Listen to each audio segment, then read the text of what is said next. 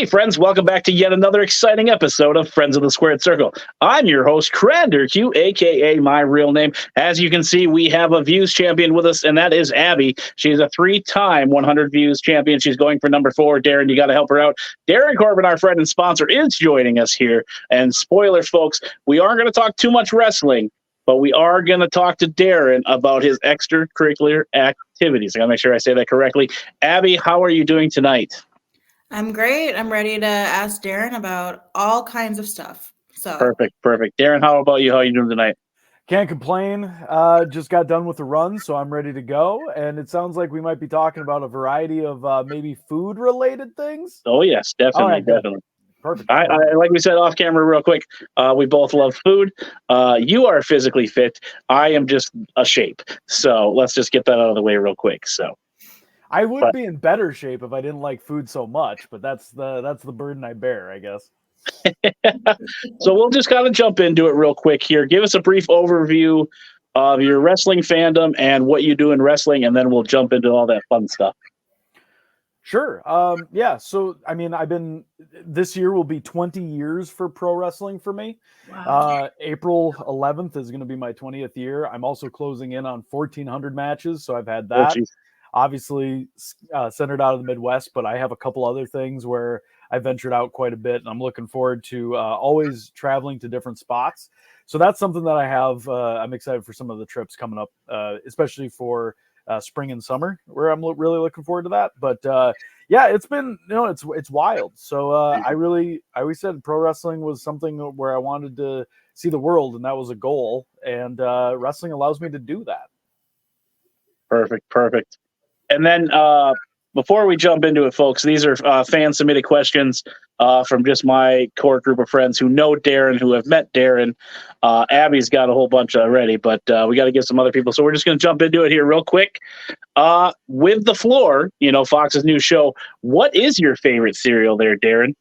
It's such a bummer that I didn't get to play the category. Like, that's the worst part about it. But actually, I think my favorite personally is the Reese's Puffs is my favorite cereal. Every now and then I have a tendency to have a craving for something, but that's always the one that I seem to always have stocked. It just kind of depends. I'm really big on maybe it's on sale. Maybe I just haven't had it for a while. Maybe I need a variety. And so, but that's always the one that seems to always creep into my, up into my pantry there. So I've always had that one on call. And currently I just bought another box on Thursday. So I think that would be my favorite. How about you, Abbi? Since obviously we're going to be asking you these questions as well. What are some of your go-to cereals there? Honestly, I'm kind of with Darin. Reese's Puffs has been my jam for years now. Okay. I usually don't have cereal, but if I do, it's Reese's Puffs. And I don't know, just something with the milk and the way it mixes. It's just so good. I just have to say, yeah. I haven't had cereal for breakfast in a long time. It's always been a late night snack. Evening snack. Yeah. Yeah, you all must have grew up with some money, because growing up for me, it was always cornflakes. And if it was a luxury, it was Frosted. We also had those Snaps in the red box with the frog, and Kicks. Those were my go-tos as a kid. Now that I have that grown-up money, once in a while I will get the Captain Crunch. But after 2 bowls, my mouth is just tore up like a barbed wire match. So it's just all right, I'm done with that. But if I ever have a hankering, I know the dollar store and the grocery stores have those little individual ones, and I'll get some random flavor I haven't had forever. And I actually just bought some Lucky Charms, and I probably haven't had those in 10 years. So, Cal, I feel you could have been on the floor with the cereal category. Yeah, you wouldn't have beat me. Yeah, probably not, because I freeze up when things are flashed in front of me. So I just my brain freezes, and then I have to remember, you need to answer the questions. So, I mean, granted, I have a podcast. I could probably do wrestling stuff, but they would throw up a picture of Ahmed Johnson, who was one of my favorites as a kid, and I'd be like, who's that? Ahmed Johnson. It's that slight delay. I'm not that smart. The glasses will fool you.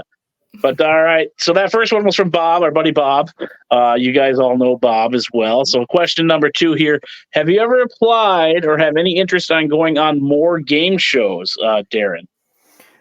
So I did so technically what led me to The Floor is a while ago, I applied for I got tipped off on they were casting for Can We See Your Voice season 2. Oh. And the deal is obviously on that show, like they lip sync, and then you have to they determine, are you a good singer or are you a bad singer? Okay. And I am not a good singer by any means. So I actually went through the process and I made it to the second round on that one. And I didn't make the cut on that. But when this came up, because I was in with that and had applied, that kind of led me to this. And so like with the floor, it just kind of, when I did my when I did the application, the interview, that all worked out really well. And the answer is, yeah, I would love to do more stuff. Like I was kind of hoping that like it would lead to me being able to like just be an extra on some like random shows or whatever. But like if you ever look back at some interviews I did where people are like, what would you be doing like as a dream job if it wasn't pro wrestling? And not kidding, I always wanted to host Press Your Luck. That was my favorite game show. So I always wanted to host it. And then when they kept bringing it back in different incarnations of it, I was like, I might still have a chance. Like it would be, but it would be one of those deals where I was like, that would be the show that I wish to do. But I think it'd be fun to be on another one. Just to kind of see it. I'm really excited to see how the floor turns out because now I don't know what happens. So gotcha. I'm watching and trying to be like, I am this is cool. obsessed with that show now. Like at first I was like, I'm gonna watch it and support Darin, but now I'm watching every single week and I'm like yelling at these people and like I don't know what's gotten into me. It's way more relaxing now for me because I was worried about how I would come across and everything. And like, you know what it's like being up there, but you don't know really how it's like perceived. And I also like, there was moments where like, I didn't know if I said something when I was on the floor that would get picked up or like on the, because there was a lot of times like I was just reacting to so much what was going on or I'm playing along with the game up there. And of course, like when it's you, it's so much different. Right. When you're up there, because like you said, where it might be that little pause where you're like, I know what that is. That totally happened to me up there, but it's one of those things where it's like looking at it now and being able to like watch and see like all these people that I got to know and like see who might and how the duels go. Because the last episode I watched had awesome duels on it. So I was like, this is getting really good, really competitive. So it's fun for me to watch now because there's no stress with me involved. Right. Yes. I actually do have like a follow-up question that's somewhat wrestling related. So sorry, Cal. No, there were two you know the drill. There were two other wrestlers on the floor, right? There was 4 total who had pro wrestling backgrounds. Oh, wow. Yeah. So, and the funny thing is so like it was me, and then Zane had a little bit, and then Charles and Selena had the one. So, and actually the funny thing is from people who have wrestled in MLW who are mutual friends of mine, I knew who Selena was, but I didn't know that was her until I got there. So when they asked me, actually, they were like, so you're so you're a pro wrestler. Do you know the other person who's a pro wrestler? And I thought they were talking about Zane. Yeah. And so I was like, well, we've like crossed paths, like, because he lives in North Carolina. So it's very rare that we'd see each other, but we knew of each other. So I was like, obviously I said, yeah. And before I could even finish the sentence, they're like, yeah, the girl with the blue hair, she wrestles. So I was like, wait, who? And I walked over and I was like, they told me that somebody on here's, and he was like, oh, that's Selena. And I was like, oh, because like we've never crossed paths until we go to something not even wrestling related, right? And end up in Ireland doing all the stuff. So yeah, so that was the crazy part. Yeah, that was like crazy to me because like I can't remember who like said it, but someone was like, "Yeah, there's like 2-3 other wrestlers on there." I was like, I had no idea even. Yeah, like, I'm completely baffled by that. And then I was just like, wow. And then on Squid Game, I know that there's 2 on there as well. Like I know Leva Bates is on there, and then so like it's just in my mind, I was like, maybe pro wrestlers make for good TV. I don't know. Maybe it's just easy. We're used to having people, like personality and being on camera. So that's what I figured was the big thing. So it worked out really well. But like also between everybody, like they did have like really good expertise on on their categories. So it was kind of nice to see like there was such a blend. And I was very curious to see who would like how people who were really good with trivia or how it would carry over or what they would know or what their category would be. and it was shocking to see how many people like could rattle things off and how well they did. Yeah. So how did you come up with your topic? Did they assign it to you, or was it something you were allowed to give options to? They asked me a couple things on what I would be an expert in. Okay. And I gave a couple things. The one thing that they said no to was pro wrestling. Because I can see. Yeah. So the deal was they said what are categories? And I remember giving a few where I said like 90s cartoons or 90s nostalgia. There you go. And I said Simpsons was like a huge thing. And but I said one-hit wonders, I believe, but that ended up being a category for somebody else. So I was like, when I saw that was a category on there, I was like, oh, I'm not challenging him, because if he got the category over me, he probably knows his stuff. Right. I think there's a Simpsons one too on there right now. Yeah, it's like famous people in Simpsons or celebrities in Simpsons or something like that. Yeah. So like I think I said something like I'm a big like food guy or something like that, because originally like I didn't really have anything selected for me. I just had a overall category. And the other thing too is I wasn't necessarily in the first round of being picked. I got selected as a backup, and then as things changed, they told me like prepare to be on. And then I think what happened is when they finally narrowed it all down, that's when they gave the category. So I actually got assigned to it when I was I got the official kind of in that time when I was around, getting ready to plan to go. So it just all came together so fast, so it was like, and then at first I was like, did I say cereal? Did I say like, because I had no problem knowing it. Like that was the thing. And I even like studied a lot really hard on the fact of like, I did so many quizzes just to see if I could get all the like harder ones. So actually when I played along with cereals from here and was watching, I would have done really well on the category, because I knew all the ones that they threw up there that were random. So I knew those. So it would have been an ideal category for me, but that stupid randomizer chose me and then I had to pick. So yeah. Crazy. All right, Abby, would you ever go on any game shows? I know personally I would do Survivor and The Amazing Race, because those are my two favorite, but I'm sure whoever I'm with, I would fight the whole time on Amazing Race. But would you ever want to be on a game show?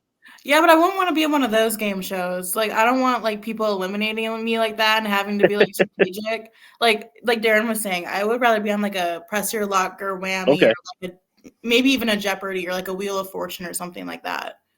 I always jokingly said I wanted to go on one of the shows and just totally bomb it too. Like be on Wheel of Fortune and be like, I'd like to buy a vowel, X, and just like completely bomb everything and just see how bad I can play it off. But just for amusing sake. Yeah, just to throw in pro wrestling there, like when the people get eliminated, because we just have the Royal Rumble, within those first like 2 seconds, they set a record. Yeah, it's not your best performance, but how many times do we see that loop on every little Royal Rumble package now? So, I mean, and obviously Titus O'Neil has the most iconic where he falls underneath. I'm sure he was PO'd, mad, and they kept playing it, but now it's like the go-to reel. It's like, well, you get your name still relevant. So I always said I would be the guy on Survivor that literally stirs the pot, because we have a game in my friend circle we call Pass the Heat, where someone will say something a few, shenanigans before, and then I'll be like, hey, Alex, remember that time that you thought Carrie's mom was her grandma? And then I'll just watch that fight just, in the friend group. And then just like, why would you do that? I was like, because you were making fun of me. So I wanted to pass the heat to you. So now you're in the shit show, so that no one's yelling at me. So and that question was from Robert D. I believe, obviously, Darin knows him. Abby, I don't think you do. But this next one's kind of a long one. So you're on the road. You're hangry. You probably just had to deal with Eric Cannon. Yeah, you pull up to a city where every conceivable fast food restaurant. What is your dream combo meal? This one's sent in from Joe. So basically, it's like, would you go to Taco John's and get the tacos, and then go to Taco Bell and get the Cinesticks or something like that? Like you could make your ultimate fast food dream meal. Okay, so first and foremost, one craving that I always get all the time, it just naturally sticks with me, is McDonald's. So I always love the chicken nuggets, which is now it's gonna be funny because when I combined all these together, it's gonna sound awful. Like it's gonna just be horrible. But I would get the McDonald's chicken nuggets. I'd probably want to get Mexican pizza from Taco Bell. Okay. Because I always, but like the other thing too is if I go to Taco Bell and it's one of those deals where I'll just order a bunch of food. So there's that. Because if I go to McDonald's and I get the chicken nuggets, I know that their ice cream machine is not going to work past a certain time. So I'm going to Wendy's to get the Frosty. So that's 100% what I'm going to do. Or if it's at every conceivable. So if there's a Dairy Queen, I probably will get an M&M Blizzard, which would be good. But the other thing, I've really gotten into like Culver's. I really do enjoy Culver's. So I'd probably either get the fries or get one of the Butterburger combos from there. So with the whole combo and having the combo, the nuggets, and then the Mexican pizza, which I don't know what order I'm eating all these in, but I'm definitely topping it off with the Blizzard or the Wendy's Frosties. So that's very nice. That would be my combination. How about you, Abby? What is your dream fast food combo? Do you eat fast food? I used to. I finally gave it up again. So I'm about 3 months clean of that stuff. So I do I try not to very often. But I would have to say I'd have to go to Taco Bell and get a cheesy gordita crunch no matter what I do. And then so we don't have a Popeyes anywhere up here, and so I'm addicted to Popeyes. So I would definitely pull up to Popeyes and get some like chicken tenders or something and some barbecue sauce and the biscuit. I think what else? That's a good choice.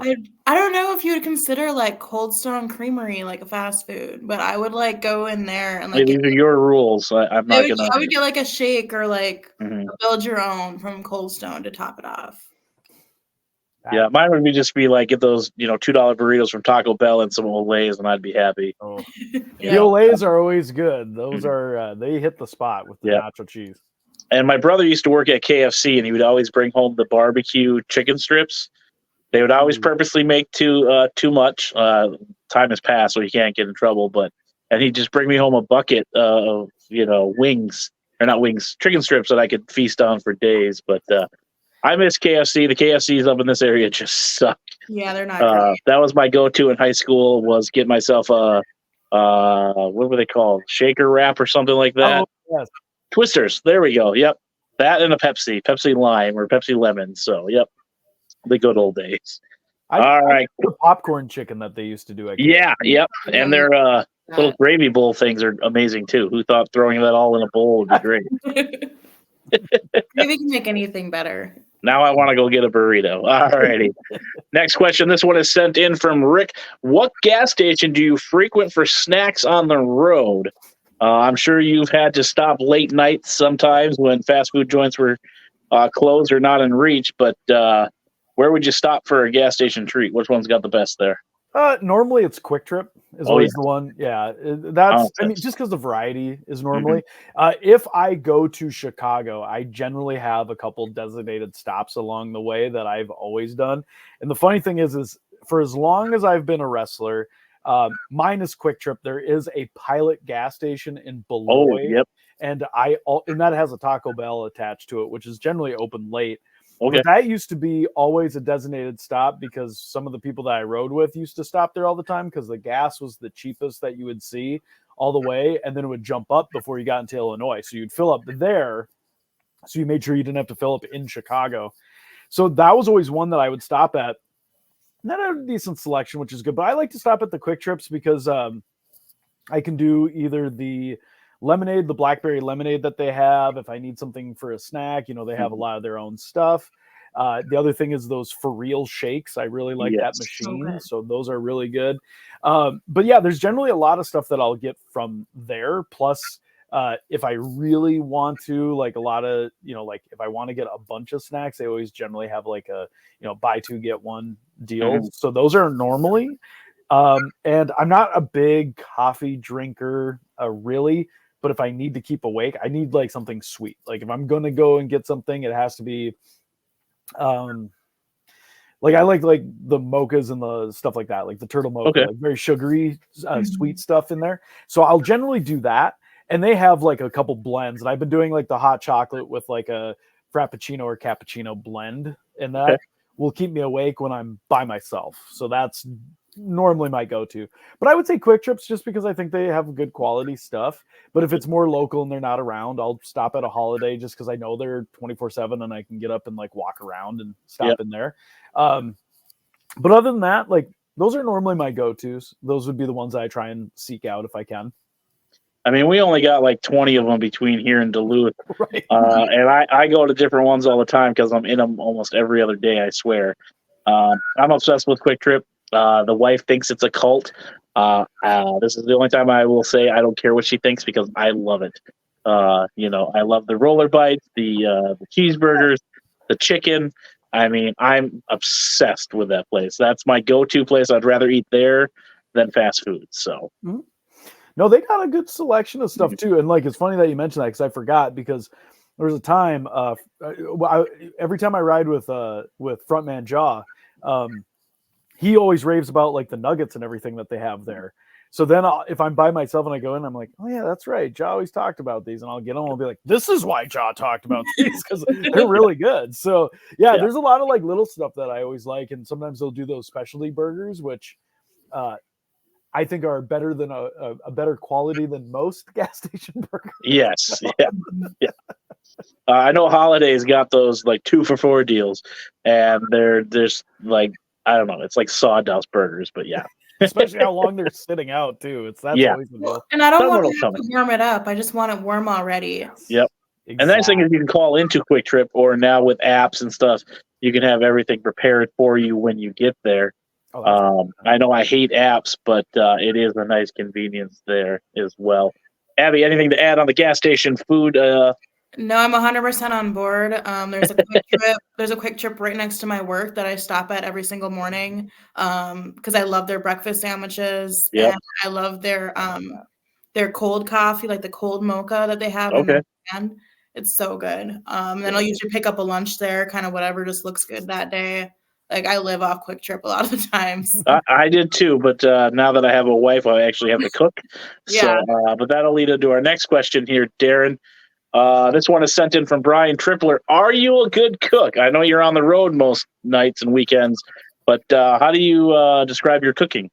So I have the one thing that I've really, first of all, my dad is an amazing chef. Like he is great cook. So. I guess for better or worse, what he can do, I've never really had because he'll make stuff. So that's awesome. But one thing that I've definitely improved on is I wouldn't say that like the stuff I would make would like blow you away. That's not it. But I definitely think it's like better, above average. It's, definitely decent. My thing for me is I like to season just to what I really like. So like burgers, I'll be like, oh, cool, this looks great. If I put something on the grill, like if somebody's like light seasoning, not necessarily for me because I'm like, I just combine things that I really enjoy. Okay. But I've been doing the boxed every plate for a long time. Okay. And some of their easy recipes when they make like the like lemon crema or, like your pickled veggies that top it or the sweet Thai chili sauce. I have taken those and I've used those things to make sure that like I incorporated myself. So I've always had the ingredients to do because they're very easy. So it's a really simple thing that I can do. I've been using those a lot more, especially mixes for like wraps. They did like a Southwestern barbecue. It was not quite taco, not quite burrito. I can't remember what they called it. So I've used that a lot, and I've replaced, instead of their burger, I'll use like bison burger and do that and make a wrap. And that's turned out really well. So a lot of those recipes I've incorporated.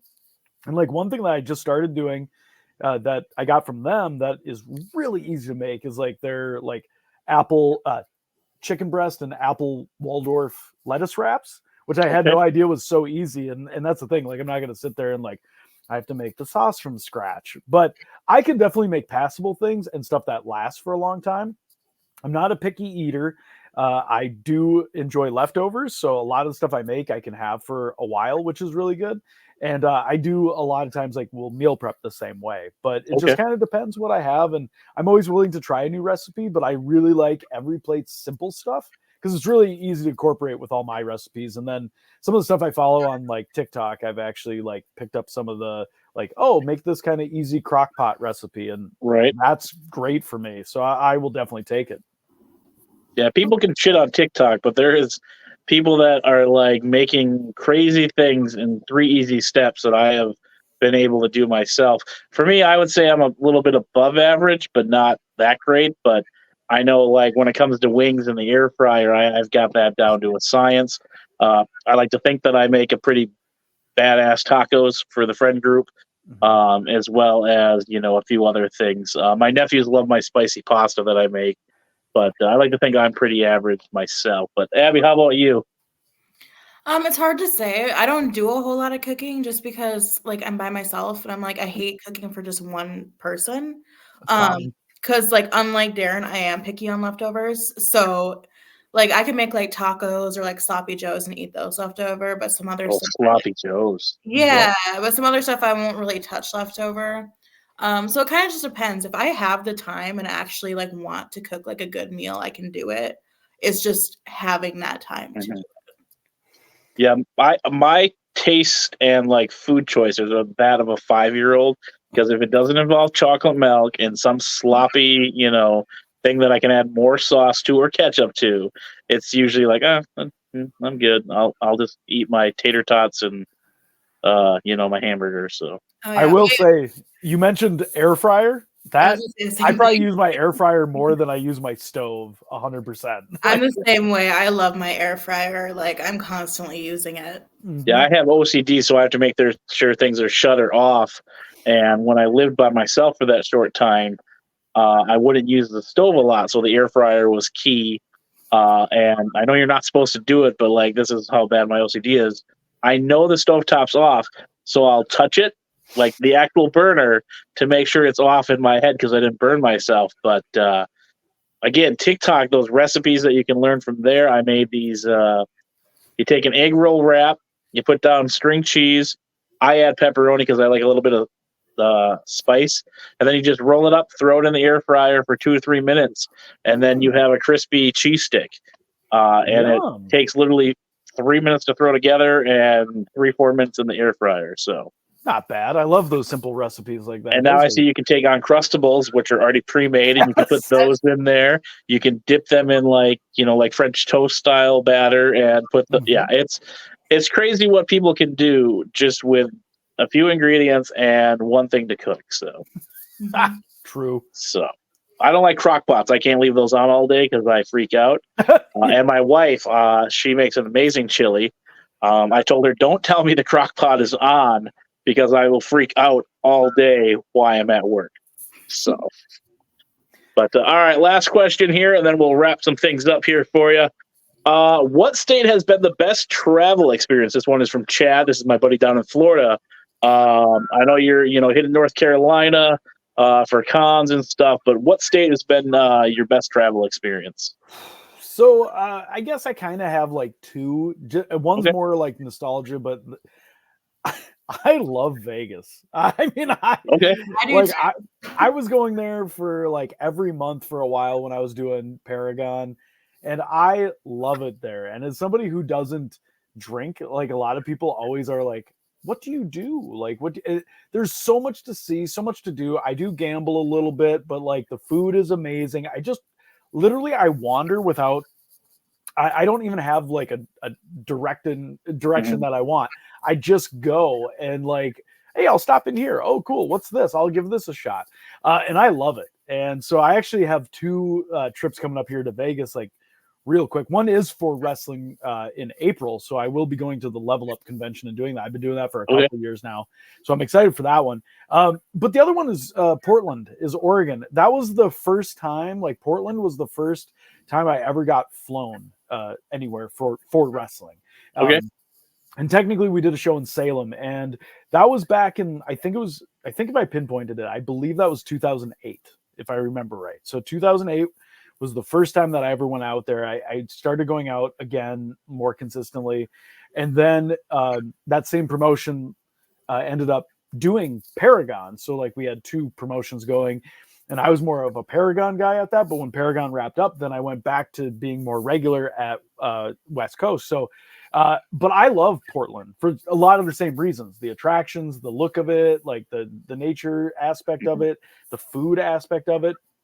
But it was a spot where I have a lot of like really fond memories, and I also like when people talk. I don't know if this is more specific on the question, but like the Portland airport is amazing. Like it's really easy to navigate. It's got some good food spots in. I never feel rushed. It's very easy to get around. Las Vegas is kind of the same way because I feel like so many people are in and out and traveling that you can like get your bag and be like, I just follow this. I get my bag. I do this and I check in, and all of a sudden it's like Uber now, or everything's so competitive that like you could technically get a taxi for the, like almost cheaper than Ubers or Lyfts can be that weekend. So I just feel it's really easy to get around. And in Vegas specifically, I never have to get like a rental car or anything. I mean, like I just find a spot on the strip and I will walk the strip and I will do all that. Or I will go back and forth and like maybe take a Uber to one of the spots at like Spring Mountain Road has like a bunch of great food spots. But those are my two favorites. And that's also like I try and always get a Vegas trip on the schedule every year because I just like it so much. So that would be one, I think. But yeah, I just when it comes to like pleasant memories, it would have to be both of those places. Very nice. How about you, Abby? Have you done a lot of traveling? I know you go down to, like me, we're always down in Minneapolis. I mean, that's just a car ride, but travel, any great travel stories there? Actually, I don't know about great travel stories. Well, I kind of do have one. So last year, I went a couple different places for work, and one of the places was Vegas. Oh, okay. And, it was my first time that I was ever like traveling alone. Which was like kind of freaky because I'm like, usually I have somebody with me. And we happened to have a massive snowstorm. So like I was stuck in, because I had a layover in Minneapolis. So going from Duluth to Minneapolis to Vegas. And I was supposed to be in Vegas at like 11 a.m. And I didn't get there till like 6 or 7 p.m. Oh. So I spent all day in the airport getting delayed and having to change my flight and everything like that. But like once I made it, actually, it was cool because I was able to catch AEW on the plane's TV on my way back. So, there you go. So that part was good. But once I was there, everything was incredible. And I have family in Vegas too. Oh, that's cool.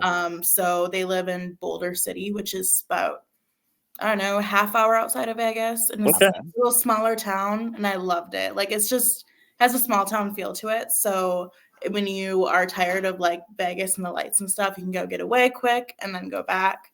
So I really like Vegas. I also really like Maryland. I was there a couple years ago. I have some family out there, and it's just very pretty. The weather is like it's warm, but not too hot, at least when I was there. And just the scenery is really nice there too. Of course, I love California, San Diego, Los Angeles, that area, but it's just a little bit too expensive for my taste. Yeah. I'm actually going to San Diego for the first time here in March. So really? Yeah, my stepbrother is getting married, so I'm going to be going out to San Diego, but I've always heard good things, so I'm really excited to go out. Yeah, that was actually our very first family vacation was San Diego. Cool. So it was a lot of fun. You'll have to ask my dad about some stuff because he wanted to go to some big ship, and me and my mom put a so we're like, we're not going on that wartime ship. Next time you go, you can go. That'd be the stuff that I would do. Go to one of those like things. We're like, we want to go to the ocean. We're not going to some big ship. So your brother, you said your half brother's getting married? Stepbrother. Okay, so tell Baron we say hello. He's already married. So. Let's go with a joke there. Yeah, before we wrap this up, guys, this is what I like about this episode, a little bit more free, a little less wrestling. Darin, I know you talk about it all the time on your stuff, so we just want to kind of break it out of the normal routine here. But I will give Abby a little bit here if she has any Palooza questions or anything on that, because, I know she was able to attend Palooza. I'm jealous. I wasn't able to go this year. But any Palooza questions for Darin, anything you want to throw there, Abby, before we wrap up here? So. Yes, I have a Palooza question and I have an MOA question. Absolutely. So Palooza, are we going to have is Jake Parnell joining you and Laura? Are we going to have a big evil super group? Well, I am excited about the potential. I'll be honest. So I didn't know, like, obviously Jake and I have been on opposite sides, but I didn't really know how well we would like gel. And I thought we were Warhorse. Cal, sorry to cut you off, Darin. I just wanted to be on it. I told Cal that Jake is Warhorse. Okay. Because he wasn't there for the whole unveiling. Got it. So I thought we worked really well. We had really good chemistry as a team. And I think one thing that I was going back in my head and I was like, first wrestling never really has had factions necessarily. Like, I mean, I guess there's groups like the Animals would qualify. Again, that's a whole nother story. But anyway, don't tell Reading B. Yeah. So the deal is, I think it's something new. For me, I would love this aspect because everybody who comes through WrestlePalooza in first. Here's the one thing that I always think is interesting: is everyone, like, they see the crowds, they see how amazing like that setup is, that layout, all that stuff, and everyone wants to go hard, but nobody really leans in too much. Or there's a few, I'll give them that, but no one has leaned into it as hard as, like, for example, me. I'm always like the necessary evil that's at that place for anybody who comes in. And Jake is now right there with me, and of course Lore always, and the three of us as a faction could definitely raise some hell there and like kind of put some of the guys in their place, because everyone's always like, yeah, I love this person, I love this person, I love this person. That's who we would take out one by one. Right. And look, I've done a lot at first where I've held the WrestlePalooza championship, I've held the Uptown VFW championship, and I mean, there's no tag belts now, but I've had those as well. So something different always keeps things fresh. And that's why I'm looking forward to it. And I wouldn't say that we would always necessarily be a team, because like Jake obviously is, I mean, like, he had a great match with Devon the night before, right. It's too bad that there wasn't an ending to it, I guess. Yeah, somebody had to come in. I'm like, is Devon like still out there wrestling? Like, what happened? So the deal is with all that said, we don't always have to be a group. We don't always have to be a tag, but I think we'll always have each other's backs, because I think we all think the same way. And this will be our way to kind of, shake things up there, which is what all three of us like to do. Yeah, definitely. So, and then my next question would be, so if you were told that at Mall of America, you can choose any opponent like that you wanted to be against, who would it be besides like the champions of the company? Okay. So now with that said, is this like looking realistically, like who would be available? So if somebody's under contract, if you have the opportunity for anybody. Yep. I jokingly said, half jokingly, because I thought it could work out well. First of all, for Mall of America, I have two answers, just FYI. The one that I thought would be super cool, because it was a huge dream match of mine, and because of the tie-in to the Mall of America, it would have been Jushin Thunder Liger. Yep. The style clash would be interesting to me, but it would be really cool to wrestle Jushin Thunder Liger, who was on the first, first Nitro there. So there's that. But the one that I've always said would be great, ideal, and I don't even know if it would have had to have been a match, but the thing is with everything that I've done to establish myself on the microphone, I always said that it would have been great to be able to have a like promo battle with Punk at a big event like that. And that was something that I always said. I didn't know what would come out of that as a match, but the big thing was I was always like, man, that would be cool to wrestle Liger, would be cool, or to have something like that, the attention that would be on. I thought that, and that venue, that would be amazing, so like that's something that I would definitely like to do. I think it would get a lot of attention, and that would be what I would go for. Oh, absolutely. Mm-hmm. Yeah, definitely with the Mall of America being that venue, you guys continuing to run that location, I feel like it's only going to get bigger. People are going to want, I'm sure they're already now saying, I want to be on that, because it is historic being, WCW ran there in the 90s, and, people wanting to be on that card. That's why I was really shocked with, Cardona wasn't actually on the actual first one. When he got announced, I was like, oh, is he going to be showing up? But I think it's only going to get bigger and better, and hopefully I can continue to be there. Granted, we had our wedding the second one, I should say, Yeah. around that time. So we kind of had to not, take any more stuff. But I'm excited to keep seeing what First Wrestling does. Obviously, Darin, I've been around you since probably 2013 or sooner. I was even thinking sooner before that. Yeah, because I think the first time that I actually talked to you though was in North Dakota at the hotel there in Williston, North Dakota. Yes. You wrestled Mr. Incredible. Yep. And was that the last man standing? I don't remember the terms of it. I just remember I had my, Bocephus shirt on, and I was told to come and harass you, and I had never talked to you before. So that was pretty nerve-wracking. But I'm excited to see what you continue to do. Yeah. Wrestling and non-wrestling, fan for life here. Love promoting you. Thank you for being a sponsor, allowing me to do that with this. And, if you want to plug your socials, plug that Patreon, and we'll get this wrapped up for everybody here. Yeah, one thing I'll tie in a bunch here, kind of going back to it, because you mentioned how these kind of podcasts are fun for me to do something different, But both of you have been super supportive of me for Patreon, and you know how much I like to put how much effort I do put into Patreon, and how much I like to keep things, because my biggest thing on that is I always something new every single, or like at least something to post, updates, whatever it might be. So Patreon's my big part, and I've really been happy to see that grow. Like, even now with the idea of the free membership, like there's some stuff that I want to drop in there so people can see previews, so that if they do decide that they want to be members, that's kind of what I'm going to look at doing. But the one thing that I want to bring up is, like, because of how you've been supportive with everything, the kind of questions that I've already answered a lot on the Q&As. So, like, not only do you guys know that with what you asked with wrestling related, but how to kind of venture off of that.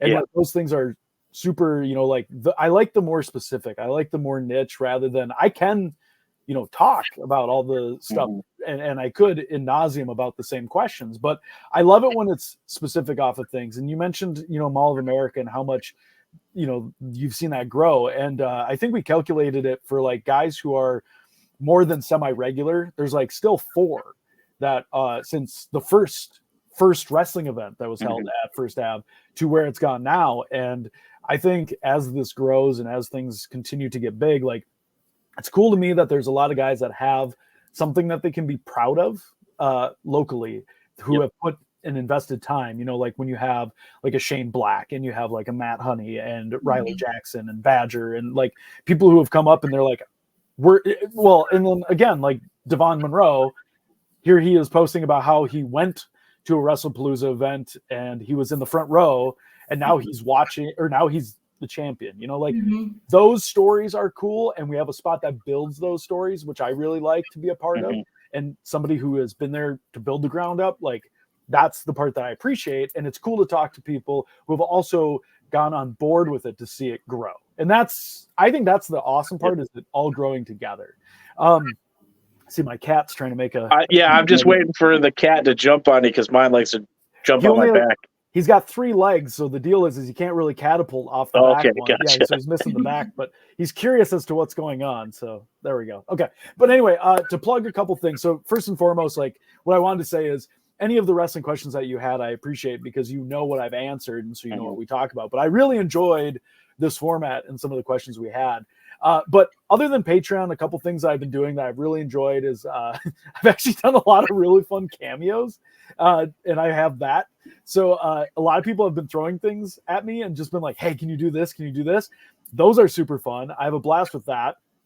And then my social media is pretty much either at Darin Corbin, or if you're looking for like YouTube, it's always like at Darin Corbin TV, so like I always try and do something weekly. Like, obviously I've been doing Snapchat, which is crazy that I have like 300 episodes of that now, and a lot of insight on like This Is Corbin Center, where I kind of give that stuff too. But like being able to do like that and pipeline into Patreon is my fun stuff, and I've been trying to like do more where I give back with like the bonuses on there too, so that's really fun. So I enjoy, and I know a lot of your listeners too, and a lot of the people who are friends of the podcast are on there too, because I recognize the names from there and from shows, and so I appreciate that support, and that always means a lot. So I think that's always a blast. So again, thank you for giving me a forum to kind of continue to push those things.